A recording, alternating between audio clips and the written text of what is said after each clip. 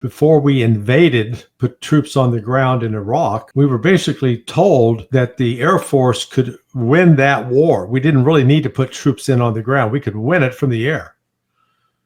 How'd that work out? By the way, let me just add a little point there, because there was, I think it was like a 38-day something air war before we went on the ground. And they said they had hit everything in our area, because this was in the central point where all the fighting was going to take place in the northern part of Kuwait, where the Republican Guard tank divisions were dug in.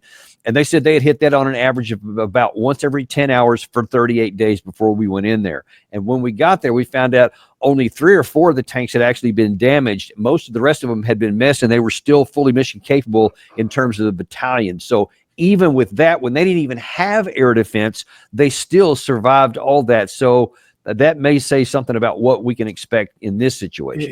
Exactly. Iran has a far more robust military capability than anything Saddam Hussein ever had. And they've been prepping for this for more than 20 years. I mean, I worked, it was 20 years ago at least, or maybe 22 years ago. I was working directly on a military exercise that involved, the scenario involved an attack inside Iran on one of these, what they call hardened, deeply buried targets. So, something the United States has been thinking about for, almost a quarter of a century. And, the Iranians have been thinking about it, and the Iranians have been prepping for that possibility. That's why they moved an increasing number of their missiles underground. That's why I'm puzzled by the U.S. estimates. The official estimates are that Iran's only got like 3,000 missiles. Well, we don't have good intelligence, and we certainly don't have ground penetrating radar that tells us how many missiles they've got stacked up in these tunnels and buried in these mountains. But I guarantee you that in addition to storing such missiles, they're also doing production of such missiles in these secure locations. So we don't have even a clue exactly how many they have. However, the Trump is being advised, I've learned within the last hour before coming on air with you, that Iran is it's run out of missiles, or they're almost run out. And as soon as they run out, they're completely vulnerable and exposed. If that's true, that'd be wonderful from the U.S. and Israeli standpoint. But I can't rule out the possibility that Iran is playing possum a little bit too. Entice and bait the United States into an area where it can be killed, it can be shot down.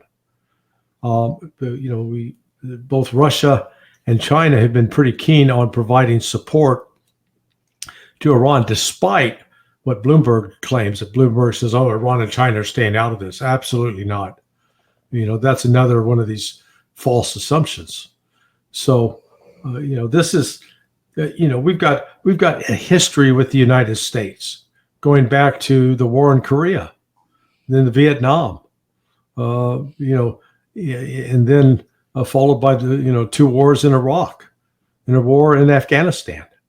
That our early confidence and our notion that we've got technical superiority, that we can just overwhelm these forces, we've never been able to do it, not since World War II. So I don't know why now suddenly with Iran the situation's changed. Again, as recently as 6 weeks ago, we couldn't stop the Houthis. We had to retreat from the Red Sea. And Larry, I wonder if you can just kind of, I guess, draw any analogies or any, conclusions that you might could draw for what the current group of Iranians might could do when you look at the fact that, like with the Russians, we talked about a lot about their history and how, the Great Patriotic War and all that stuff and the sacrifice they had paid. Well, the Iranians fought an 8-year war with Iraq, in which, from what I've read, the Iranians by themselves lost around 1 million people, and yet they continued to fight year after year with tremendous sacrifice and tremendous losses, yet they continued to fight. They never overthrew the Ebola regime for getting into a dumb war or whatever. what does that tell you about what the current Iranian regime might do right now, especially in light of the fact that there is an opposition that would like to unseat the mullahs? How does all that work together inside Iran? Well, look, there's no denying that Israel mounted the Mossad mounted a massive intelligence operation inside Iran. And, it is extremely effective up to a point. But what it also exposes as a lie is that the Iranian government and the theocracy was this impressive, oppressive, autocratic, authoritarian empire, monitoring everything that everybody did. Hell, it was just the opposite. It looks like they hardly monitored anything. And the Israelis with groups like the Mech and the Baluchis out of southeast Iran were able to carry out terrorist operations. The Iranian cooperation with the International Atomic Energy Agency allowed Israeli and Western, CIA and MI6 intelligence officers that penetrated those institutions to collect information on the identities, addresses, locations of Iranian scientists. During that 8-year war that the United States basically funded Iraq, we're the ones that supplied the chemical weapons that were used by Iraq against the Iranians. And the United States lied in the past, claiming it was Iran that was using it. No, it was the United States supplying it. And we were supplying Iraq with intelligence. An old friend, W. Walter Patrick Lang, who used to be the chief of the Middle East Division at the Defense Intelligence Agency, he was the one that actually hand-carried U.S. intelligence to the Iraqi army and was intimately working with the Iraqis for at least the last 2 years of that war. So, the United States likes to pretend that we have no history there, but the Iranians remember. The Iranians remember that, and you correctly noted.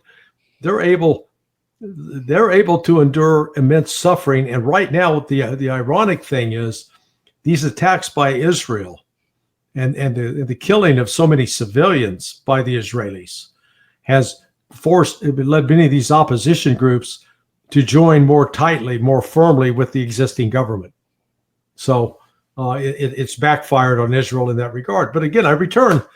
If things were going as great as the Israelis claim, why are they begging for the United States to get involved? I mean, they got it in hand, right? They're winning, just 2 more right? weeks. Yeah, just 2 more weeks, they'll have it wrapped up. Not a problem. So why get us involved? Because they're lying.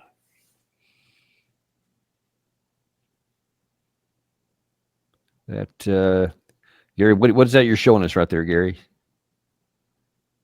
Oh, is that current? Yes, it's just some of the latest video. Yes, during the daytime hit into Israel from just before we went on air, there was additional reporting that the fire air raid sirens had already come on, and that there were additional Iranian missiles coming in. By the way, and we'll see what happens, Gary. If you get any new stuff, it would be in the dark right now. Go ahead and break in. But there was a report out that one of the Iranian officials, again, just before we came on air here, gave an ominous warning that told everybody in Haifa and Tel Aviv that they should leave because the heaviest bombardment of the war was coming. We'll see if that was just bluster or if they actually meant it. But if they're about to run out of missiles, I don't know where they're going to get all those from. But this could continue to get worse. Here's bottom line.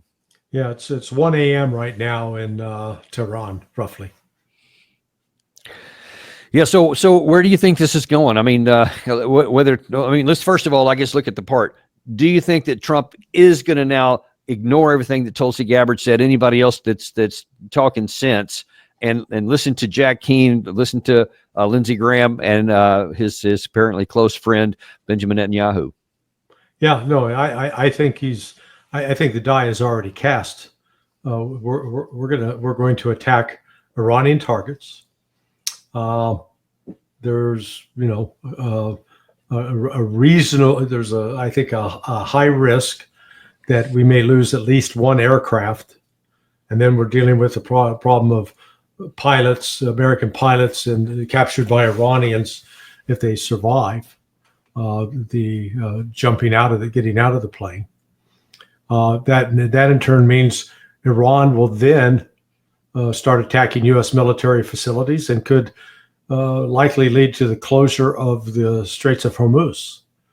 Now, they've been, up to this point, even though the United States has been heavily involved with helping Israel carry out these attacks, Iran has avoided attacking U.S. targets. And I think a lot of that comes in part because of their talking to the Russians, with the Russians recommending, don't let that be the provocation. If anybody's going to cross that line, make the Americans the ones that cross the line. And then our help to you will be more robust. So like I said, this has the potential to spin out of control. And no matter, Donald Trump thinks he's this great negotiator, and he's eroded any level of trust that Putin or Xi Jinping would have in him going forward. And, this is very, very damaging to the U.S. reputation.